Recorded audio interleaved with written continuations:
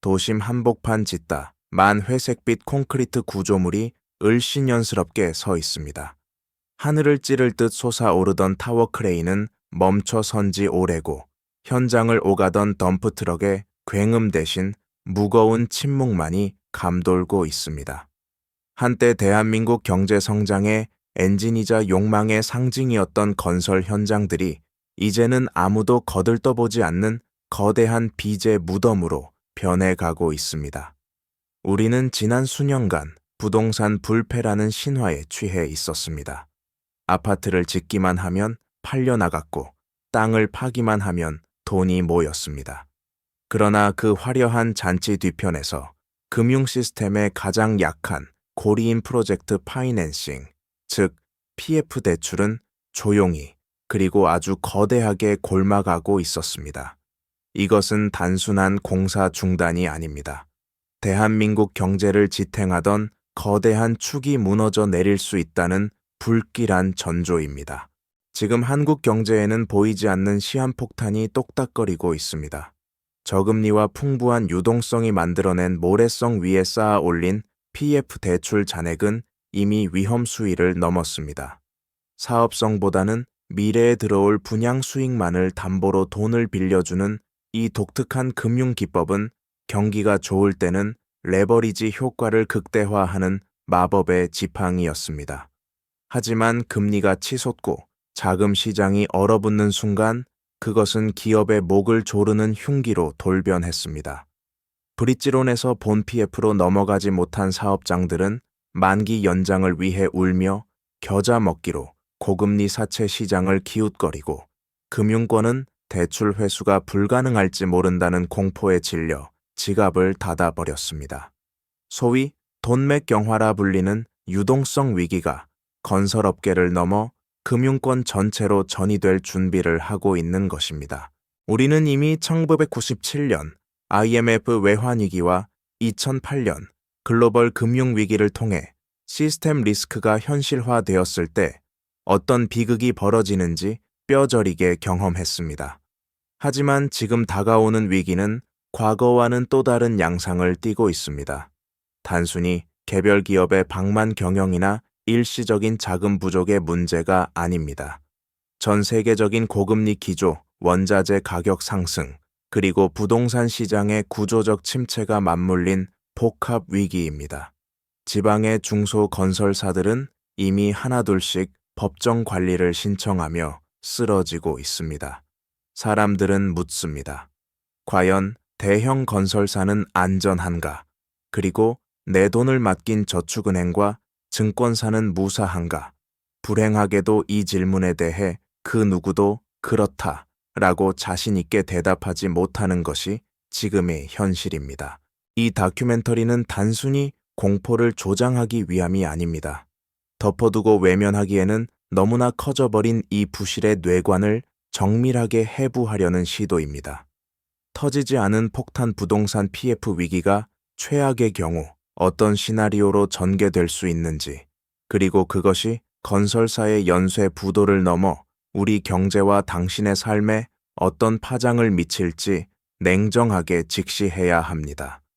위기의 실체를 정확히 아는 것만이 다가올 충격파 속에서 살아남을 수 있는 유일한 길이기 때문입니다. 지금부터 멈춰선 크레인 아래 묻혀있는 진실, 그 불편하지만 반드시 알아야 할 경제의 이면을 들여다보겠습니다. 위기의 징후는 갑작스럽게 나타난 것이 아닙니다. 시장은 이미 오래전부터 붉은 경고등을 켜고 있었습니다. 가장 눈에 띄는 지표는 미분양 주택의 가파른 증가세입니다. 불과 몇 년 전만 해도 모델하우스 앞에 길게 늘어섰던 대기줄은 사라졌고 수도권 핵심 입지에서조차 청약 미달 사태가 속출하고 있습니다. 특히 중홍 후에도 주인을 찾지 못한 악성 미분양 물량의 증가는 건설사들의 자금 회수 통로를 원천 봉쇄하는 치명적인 요인입니다. 자금이 돌지 않으니 짓고 있는 건물을 담보로 발행한 채권들은 종이 조각이 될 위기에 처했습니다. 이는 단순한 수급 불균형의 문제가 아닙니다. 금리 인상과 원자재 가격 폭등이라는 이중고가 동시에 덮쳤기 때문입니다. 철근, 시멘트 등 핵심 자재 가격은 수년 새 30% 이상 급등했고 인건비마저 오르며 공사비는 천정부지로 치솟았습니다. 분양가는 높아질 수밖에 없는데 고금리에 짓눌린 매수 심리는 얼어붙어 버린 전형적인 스태그플레이션형 부동산 침체 국면입니다. 더욱 심각한 문제는 금융 시스템의 혈관이라 할 수 있는 브릿지론에서 발생하고 있습니다. 브릿지론은 시행사가 토지를 매입하기 위해 고금리로 빌리는 단기 차입금입니다. 정상적인 상황이라면 본 PF로 전환되어 저금리 장기 대출로 갈아타야 하지만 현재 수많은 사업장이 사업성 악화로 인해 이 전환에 실패하고 있습니다. 금융기관들은 본 PF 전환을 거부하고 시행사는 울며 겨자 먹기로 막대한 수수료와 이자를 물어가며 만기만 연장하고 있는 상황입니다. 이것은 부실을 해결하는 것이 아니라 단순히 폭탄이 터지는 시간을 뒤로 미루는 것에 불과합니다. 시장에서는 이미 이를 좀비 사업장이라 부릅니다. 이들은 수익을 내기는커녕 이자 비용을 감당하기 위해 또 다른 빚을 내는 악순환에 빠져 있습니다. 이러한 부실의 징후는 제2금융권, 즉 저축은행과 캐피털사 증권사의 연체율 지표에서 적나라하게 드러나고 있습니다. 시중은행보다 위험 감수 성향이 높고 부동산 PF 비중이 컸던 이들, 금융사의 연체율은 가파른 우상향 곡선을 그리고 있습니다. 신용부도 스와프 CDS 프리미엄이 상승하고 프로젝트 파이낸싱 유동화증권, PFABCP 금리가 고공행진하는 것은 시장의 신뢰가 무너지고 있다는 명백한 증거입니다. 돈은 겁이 많습니다. 가장 안전한 곳을 찾아 이동하는 자본의 속성상 위험 신호가 감지된 부동산 시장에서 자금이 썰물처럼 빠져나가는 머니 무브는 이미 시작되었습니다. 댐의 균열이 가기 시작했고 그 틈으로 새어나오는 물줄기는 이제 막기 힘든 수준으로 굵어지고 있습니다. 건설사의 부도는 단순히 개별 기업의 실패로 끝나지 않습니다. 이것이 경제 전반을 뒤흔드는 거대한 충격파로 변모하는 과정에는 신용의 연결고리라는 복잡하고도 치명적인 메커니즘이 작동합니다. 부동산 PF 구조의 핵심은 시행사의 부족한 신용을 시공사 건설사의 책임 준공 확약이나 증권사의 매입 확약으로 보강해 돈을 빌리는 것입니다. 즉, 건물이 완성되지 않거나 분양이 실패할 경우 그 막대한 빚은 고스란히 보증을 선 건설사와 금융기관의 몫이 됩니다. 이를 우발 채무라 부르는데 평소에는 장부상에 드러나지 않던 이 잠재적 빚이 위기 시에는 순식간에 현실의 빚 폭탄으로 돌변하여 기업이 재무제표를 강타합니다. 경제 충격의 시나리오는 이렇게 전개됩니다. 먼저 자금력을 상실한 건설사가 부도를 선언합니다. 이는 즉시 해당 현장에 자재를 납품하던 하청업체와 인력을 공급하던 업체들의 줄도산으로 이어집니다. 실물 경제의 모세혈관이 막히는 것입니다. 동시에 금융시장에서는 해당 건설사가 지급 보증한 PF 자산 유동화 기업 어음 ABCP 이 휴지 조각이 됩니다. 이를 매입했던 증권사와 캐피털사는 막대한 손실을 인식해야 하며 급한 불을 끄기 위해 보유하고 있던 다른 우량 자산까지 헐값에 매각해야 하는 상황에 내몰립니다. 시장에 자산을 팔려는 사람은 넘치는데 살 사람은 자취를 감추는 이른바 자산 디플레이션의 악순환이 시작되는 것입니다. 이 과정에서 가장 공포스러운 현상은 신용경색 크레딧 크런치입니다. 누군가가 무너지는 것을 목격한 금융기관들은 서로를 믿지 못하게 되어 자금 대출을 극도로 꺼리게 됩니다. 돈의 흐름이 동맥경화처럼 막히면 흑자를 내고 있던 건실한 기업조차 일시적인 자금 융통이 안 돼 부도를 맞는 흑자 부도의 비극이 발생할 수 있습니다. 회사채 시장은 얼어붙고 기업들의 자금 조달 금리는 감당할 수 없을 정도로 치솟습니다. 결국 금융부실이 실물 경제를 타격하고 침체된 실물 경제가 다시 금융부실을 키우는 공포의 피드백 룹가 완성됩니다. 이것이 바로 터지지 않은 폭탄이 터졌을 때 우리 경제가 겪게 될 시스템 붕괴의 적나라한 작동 원리입니다. 역사는 반복된다는 진부한 명제가 경제 위기 앞에서는 소름 돋는 예언이 되곤 합니다. 지금 우리가 목격하고 있는 이 위기의 징후들은 사실 세계 경제사에서 이미 수차례 반복되었던 비극의 서막과 너무나 닮아 있습니다. 가장 가까운 예로 1990년대 초반 일본의 거품 경제 붕괴를 들 수 있습니다. 당시 도쿄 황거의 땅값이 캘리포니아 전체 땅값보다 비싸다는 말이 돌 정도로 일본의 부동산 신화는 견고했습니다. 기업들은 본업보다 부동산 투기에 열을 올렸고 은행은 담보 가치만 믿고 무분별하게 대출을 내주었습니다. 그러나 금리 인상과 대출 규제가 시작되자 거품은 순식간에 꺼졌고 남겨진 것은 막대한 빚과 잃어버린 30년이라는 장기 불황의 늪이었습니다. 자산 가격의 하락이 기업과 가계의 대차대조표를 망가뜨려 소비와 투자를 동시에 위축시키는 대차대조표 불황의 전형적인 사례입니다. 2008년 전 세계를 공포로 몰아넣었던 미국의 서브프라임 모기지 사태는 금융공학이라는 가면을 쓴 탐욕이 얼마나 위험한지를 보여줍니다. 신용도가 낮은 사람들에게 주택담보대출을 해주고 이를 바탕으로 복잡한 파생상품을 만들어 전 세계에 팔아치웠습니다. 집값이 계속 오를 것이라는 전제가 무너지는 순간 리만 브라더스 같은 거대 투자은행조차 하루아침에 파산했습니다. 현재 한국의 부동산 PF 유동화증권, PFABCP 구조는 당시의 파생상품과 놀라울 정도로 유사한 구조적 취약성을 안고 있습니다. 기초자산인 부동산 시장이 흔들리면 그 위에 쌓아 올린 금융상품들이 연쇄적으로 폭발한다는 점이 그렇습니다. 더 최근의 사례인 중국 헝다그룹 에버그란데의 파산 위기는 건설사의 무리한 차입 경영이 국가 경제 전체를 어떻게 위협하는지 보여주는 살아있는 교과서입니다. 문어발식 확장과 돌려막기식 자금 조달로 덩치를 키운 거대 부동산 기업의 몰락은 중국 경제 성장률을 끌어내리는 결정적인 트리거가 되었습니다.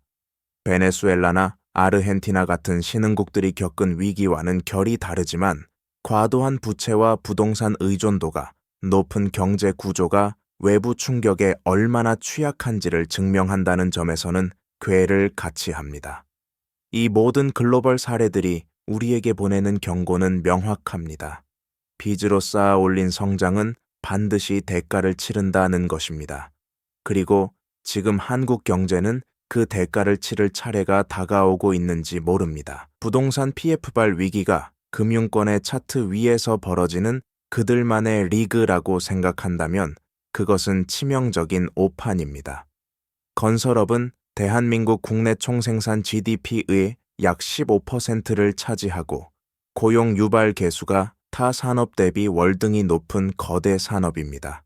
건설 현장 하나가 멈춘다는 것은 단순히 건물이 올라가지 않는다는 의미가 아닙니다. 그곳에서 일하던 일용직 근로자의 일당이 끊기고 현장 주변의 한바집 식당 자재, 납품상 인테리어, 업체 이사 업체 등 수많은 서민 자영업자들의 생계가 도미노처럼 무너진다는 것을 뜻합니다.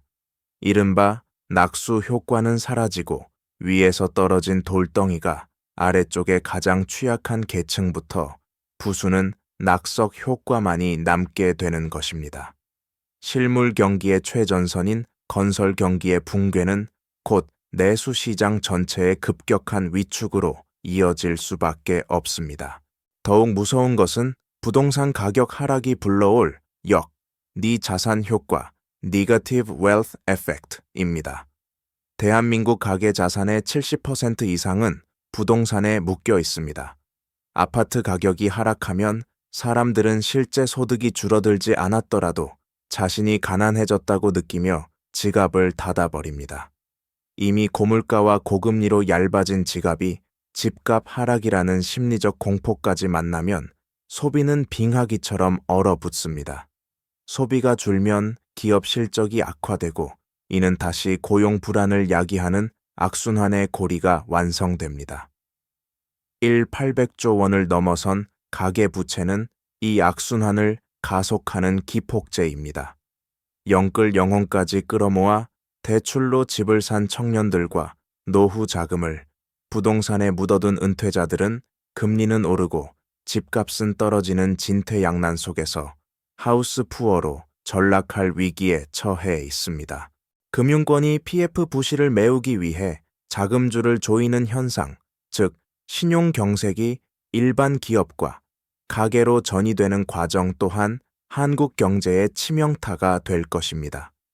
은행들이 건설사 부실에 따른 충당금을 쌓느라 대출 문턱을 높이면 돈이 급한 건실한 중소기업들마저 자금을 구하지 못해 흑자 도산할 가능성이 커집니다.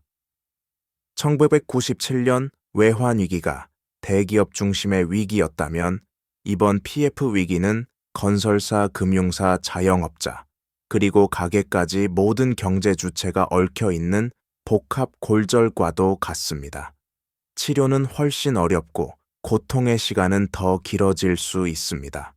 우리는 지금 단순한 경기 침체가 아니라 자산 가격 붕괴와 실물 경기 침체가 맞물려 장기 불황으로 이어지는 L자형 침체의 입구에 서 있는지도 모릅니다.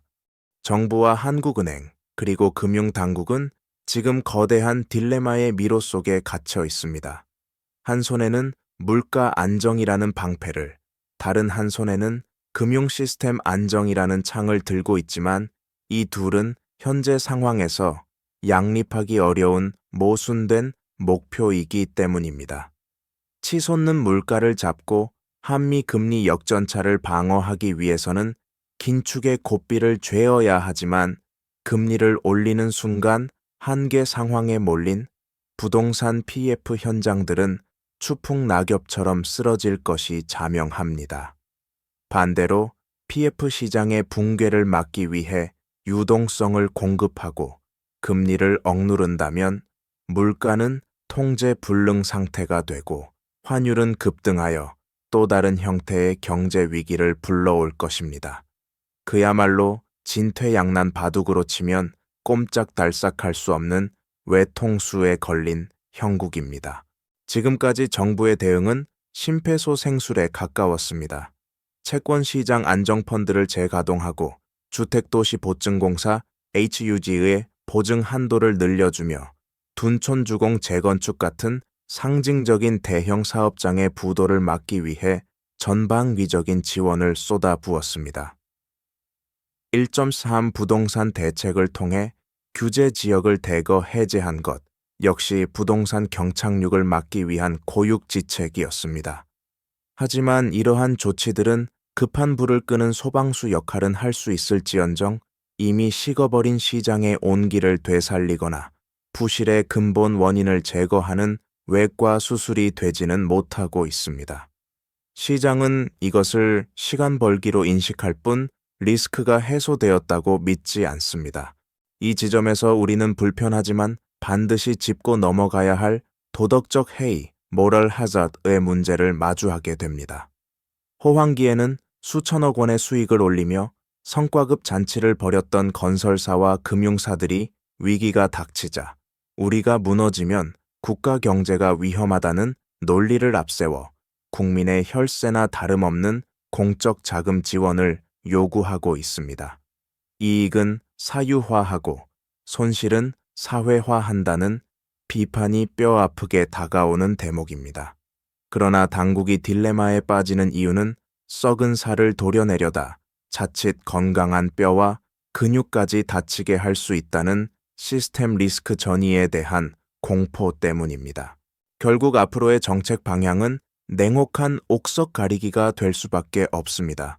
모든 사업장을 다 살릴 수는 없습니다. 사업성은 있지만 일시적인 유동성 위기를 겪는 곳은 과감하게 지원하되 경쟁력을 상실한 좀비 사업장은 질서 있는 파산이나 경매 공매를 통해 시장에서 퇴출시키는 구조 조정이 필요합니다.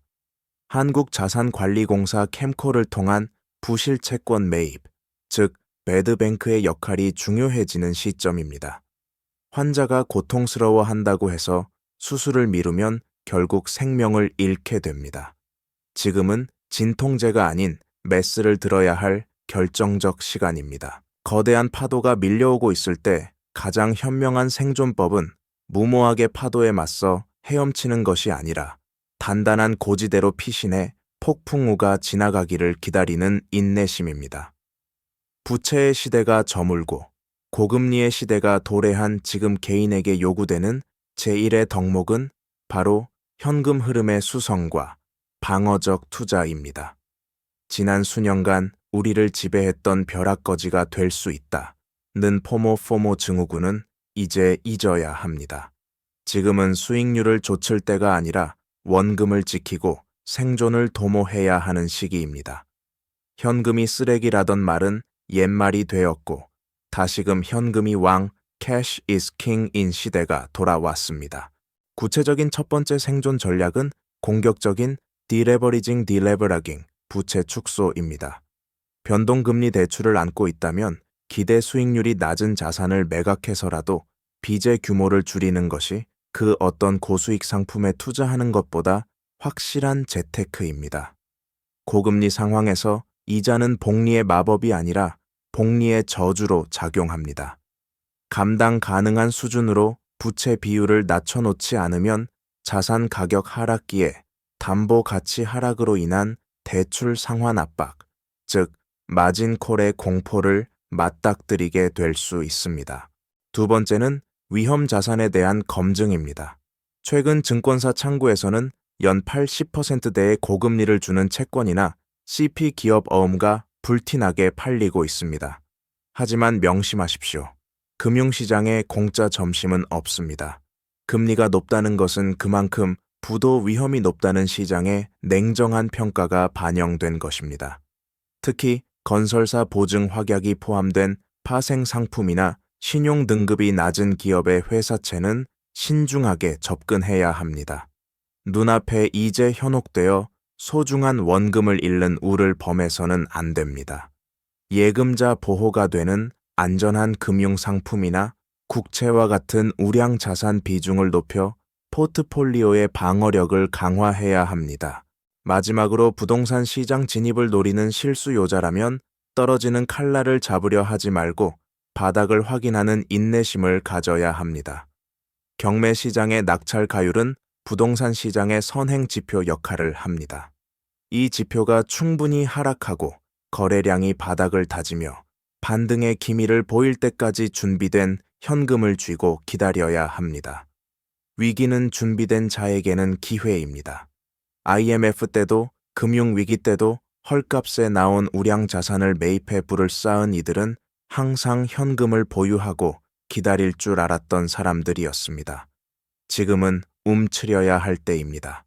그래야 다시 뛸 기회가 왔을 때 누구보다 높이 뛰어오를 수 있습니다. 경제는 차가운 숫자의 나열처럼 보이지만 그 이면에는 인간의 뜨거운 욕망과 두려움이 교차하는 심리 드라마가 흐르고 있습니다. 우리가 지금 마주하고 있는 부동산 PF 위기는 결국 끝없이 오를 것이라는 집단적 환상과 남보다 뒤처지면 안 된다는 조바심이 빚어낸 거대한 합작품입니다. 저금리라는 달콤한 샴페인에 취해 빚으로 쌓아 올린 마철루는 이제 금리 인상이라는 숙취와 함께 그 위태로운 민낯을 드러내고 있습니다. 지금 들려오는 파열음은 한국 경제가 더 건강한 체질로 거듭나기 위해 반드시 겪어야 할 성장통일지도 모릅니다. 썩은 살을 도려내는 구조조정의 고통 없이는 새 살이 돋아날 수 없기 때문입니다.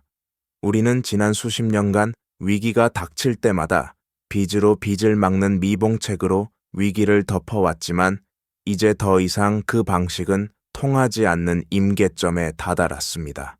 역사는 우리에게 냉혹한 교훈을 줍니다. 위기를 낭비하지 말라는 것입니다. 1997년 외환위기가 우리에게 기업 재무구조의 투명성을 가르쳤고 2008년 금융위기가 파생 상품의 위험성을 경고했듯 이번 부동산 PF 사태는 부동산 불패 신화와의 결별을 요구하고 있습니다. 땅과 콘크리트에 매몰되어 있던 대한민국의 자본이 이제는 더 혁신적이고 생산적인 곳으로 흘러가야 한다는 시대가 보내는 강력한 시그널입니다.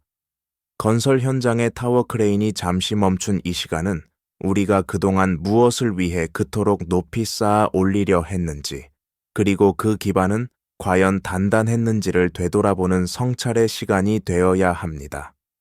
폭탄의 뇌관을 제거하는 작업은 정부의 정책만으로 혹은 금융사의 자금만으로 가능한 것이 아닙니다. 경제 주체 모두가 고통 분담이라는 무거운 짐을 나누어 질 각오가 되어 있을 때 비로소 가능합니다. 밤이 깊을수록 새벽이 가깝다고 합니다. 하지만 그 새벽은 가만히 기다리는 자에게 오는 것이 아니라 어둠 속에서도 깨어 길을 찾는 자에게만 허락된 선물입니다. 언젠가 다시 경기가 회복되고 크레인이 움직이기 시작할 때 그 현장은 과거와 같은 모래성 위에 도박장이 되어서는 안 됩니다. 실수요자의 땀과 건전한 금융, 그리고 투명한 시장 질서라는 단단한 안반 위에 세워진 터전이어야 합니다. 터지지 않은 폭탄을 안고 살아가는 지금 우리는 두려움에 떨기보다는 차분히 그 폭탄을 해체하며 다가올 미래를 준비해야 합니다. 위기는 위험과 기회의 합성어라는 오래된 격언을 다시 한번 가슴에 새기며 이제 욕망의 거품을 걷어낸 진짜 경제, 그 견고한 내일로 나아가야 할 때입니다. 이것이 바로 지금 흔들리는 대한민국 경제가 우리에게 던지는 마지막 질문이자 과제입니다. 폭풍이 휩쓸고 지나간 자리에 다시 싹이 트기 위해서는 토양의 성질 자체가 바뀌어야 합니다. 다가올 미래의 대한민국 부동산 시장은 우리가 알던 과거의 모습과는 전혀 다른 New Normal, New Normal의 지형도를 그리게 될 것입니다. 가장 큰 변화는 수십 년간 대한민국 주택 공급의 핵심이었던 선분양 제도의 퇴조입니다.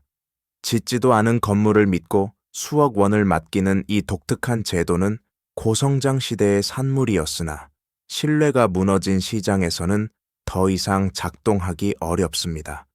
소비자는 완공된 건물을 눈으로 확인하고 구매하는 후분양을 선호하게 될 것이며 건설사 역시 소비자의 돈이 아닌 금융의 힘으로 건물을 짓고 난 뒤 상품을 파는 선진국형 개발 방식으로의 체질 개선을 강요받게 될 것입니다.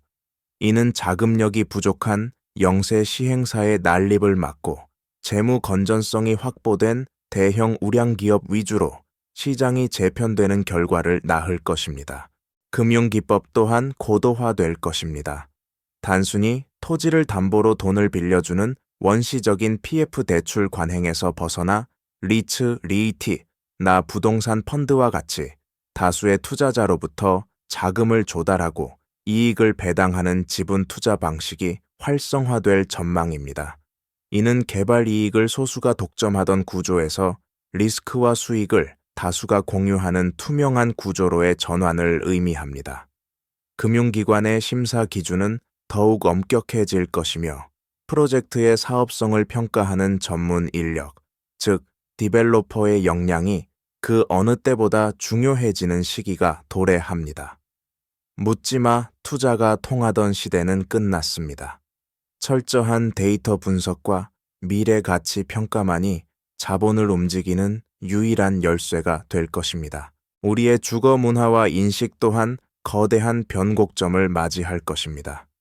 집은 사는 바이 것이 아니라 사는 리브 곳이라는 교과서에만 존재했던 문구가 비로소 현실의 무게를 얻게 될 것입니다.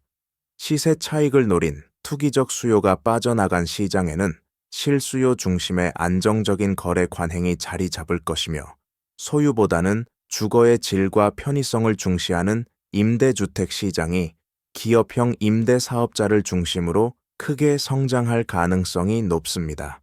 이는 자산 증식의 수단으로서 부동산의 매력도가 낮아짐을 의미하지만 역설적으로 주거 안정성이라는 본연의 가치는 더욱 높아지는 계기가 될 것입니다. 우리는 지금 긴 터널의 중간 어디쯤을 지나고 있습니다. 이 어둠 끝에 기다리고 있는 것은 과거의 영광을 되찾는 것이 아니라 완전히 새로운 질서 위에서 다시 시작하는 대한민국 경제입니다. 지금의 고통을 단순한 시련이 아닌 낡은 껍질을 깨고 나오기 위한 산통으로 받아들일 때 우리는 비로소 진정한 의미의 연착륙을 이야기할 수 있을 것입니다. 위기 크라이시스의 어원은 분리하다, 케이리네인라는 그리스어에서 유래했다고 합니다. 옥석이 가려지고 낡은 것과 새로운 것이 분리되는 이 결정적인 순간, 대한민국 경제가 더 단단하고 투명한 토대 위에서 다시금 비상할 수 있기를, 그리고 그 과정에서 개인의 삶이 시스템의 붕괴로 인해 무너지는 일이 최소화되기를 간절히 바라봅니다. 지금까지 우리는 부동산 PF라는 복잡한 금융 용어 뒤에 숨겨진 탐욕의 구조와 위기의 실체를 숨가쁘게 쫓아왔습니다. 멈춰선 크레인과 텅 빈 모델하우스, 그리고 금융권의 붉은 연체율 그래프가 가리키는 방향은 명확합니다. 대한민국 경제가 수십 년간 의존해왔던 부채 주도 성장의 엔진이 이제 수명을 다했다는 사실입니다. 우리가 마주한 이 위기는 단순히 돈이 돌지 않는 유동성의 문제가 아니라 모래 위에 성을 쌓고 그것이 영원할 것이라 믿었던 우리 사회의 안일함이 청구한 계산서입니다. 터지지 않은 폭탄은 여전히 우리 발밑에서 소리 없이 작동하고 있습니다. 이 폭탄을 안전하게 해체할 것인가, 아니면 폭발의 굉음 속에 주저앉을 것인가. 그 선택의 시간은 그리 많이 남아있지 않습니다. 그러나 역설적이게도 위기는 언제나 기회의 다른 이름이었습니다. 1997년의 겨울이 그토록 추웠기에 우리는 기업의 투명성을 확보할 수 있었고, 2008년의 파도가 그토록 거세었기에 금융 시스템의 방파제를 높일 수 있었습니다. 지금 겪고 있는 이 진통 또한 훗날 대한민국 경제가 부동산 공화국이라는 오명을 벗고 제조업과 혁신산업, 그리고 건전한 금융이 조화를 이루는 선진 경제로 나아가는 위대한 전환점으로 기록될 수 있습니다. 비 온 뒤에 땅이 굳어진다는 옛말처럼 거품이 꺼진 자리에는 더 단단한 토양이 드러나기 마련입니다. 그 토양 위에 우리는 다시 집을 짓고 공장을 돌리며 새로운 희망을 심어야 합니다. 단 이번에는 빚이라는 가상의 흙이 아닌 땀과 혁신이라는 진짜 흙으로 말입니다. 이제 다큐멘터리를 마치며 다시 한번 도심의 하늘을 바라봅니다. 멈춰섰던 타워 크레인이 언젠가 다시 움직일 때 그 움직임은 과거와 달라야 할 것입니다. 더 이상 투기의 욕망을 실어 나르는 것이 아니라 누군가의 진정한 보금자리를 만들고 실물 경제의 가치를 창출하는 건강한 움직임이어야 합니다. 부동산이 계층 상승의 사다리가 아닌 주거 안정의 기반이 되고, 금융이 돈놀이가 아닌 산업의 혈관이 되는 사회. 그것이 우리가 이 뼈아픈 위기를 통해 배워야 할 마지막 교훈이자 다음 세대에게 물려주어야 할 진정한 유산입니다. 폭탄의 뇌관을 제거하는 손길은 정부나 전문가에게만 있는 것이 아닙니다. 냉철한 이성으로 시장을 바라보고 과도한 욕망을 경계하며 본질에 충실한 삶을 살아가는 우리 모두의 손에 대한민국 경제의 내일이 달려 있습니다. 어둠은 빛을 이길 수 없고 위기는 준비된 희망을 꺾을 수 없습니다. 우리가 이번 다큐멘터리를 통해 집중적으로 다룬 부동산 PF 위기는 단기적인 자금 경색이나 건설사의 부실 문제에 초점이 맞춰져 있었습니다. 하지만 카메라 렌즈를 조금 더 멀리, 그리고 더 긴 시간 축으로 돌려보면 우리는 훨씬 더 근본적이고 두려운 변수와 마주하게 됩니다. 바로 인구 절벽이라는 거대한 파도입니다. 과거 1990년대나 2000년대 초반의 부동산 위기가 비자 반등을 통해 회복될 수 있었던 저력은 끊임없이 도시로 유입되는 인구와 탄탄한 주택 수요층이 존재했기 때문입니다. 집을 지으면 들어와 살 사람이 있었고 그들이 빚을 갚아 나갈 소득을 창출했기에 거품은 다시 채워질 수 있었습니다. 그러나 2025년의 대한민국은 다릅니다. 합계 출산율 0.6명대라는 전대미문의 인구 감소 시그널은 부동산 시장의 패러다임 자체를 부정하고 있습니다. 지금 짓담한 저 아파트들이 설령 우여곡절 끝에 완공된다 하더라도 과연 10년, 20년 뒤에 저곳을 채워줄 다음 세대가 존재하느냐는 질문입니다. 지방 소멸은 이미 현실이 되었고 수도권 외곽부터 빈집 공포는 확산하고 있습니다. 결국 부동산 PF 위기의 근본적인 해결책은 단순히 금융을 통해 돈을 돌게 하는 것이 아니라 이 공간을 사용할 사람이 줄어드는 구조적 축소의 시대를 어떻게 받아들이냐에 달려 있습니다. 이제 우리는 성장의 시대가 아닌 축소의 시대에 맞는 새로운 도시 계획과 경제 모델을 고민해야 합니다. 무분별한 신도시 개발보다는 기존 도심의 재생이 양적 공급보다는 질적 관리가 그리고 소유보다는 공유가 중심이 되는 세상으로의 전환은 선택이 아닌 필수입니다. 이번 PF 사태는 어쩌면 팽창 일변도로 달려온 대한민국 카오가 인구 감소라는 빙산을 만나기 전에 속도를 줄이고 항로를 변경하라고 울리는 마지막 경적 소리일지도 모릅니다. 오늘 부동산 PF 위기 터지지 않은 폭탄편을 통해 우리는 빚 위에 쌓아 올린 경제의 위태로움과 그 해법을 고민해 보았습니다. 위기는 아프지만 정확한 진단만이 살 길을 열어줍니다. 저희 채널은 앞으로도 차가운 머리와 뜨거운 가슴으로 한국 경제의 이면을 집요하게 파헤치겠습니다. 다음 시간에는 이 모든 부실의 또 다른 축이자 대한민국 경제의 가장 약한 고리인 가계부채, 천조의 비밀, 누가 우리를 빚 권하는 사회로 내몰았나 편으로 찾아오겠습니다. 시청해 주셔서 감사합니다.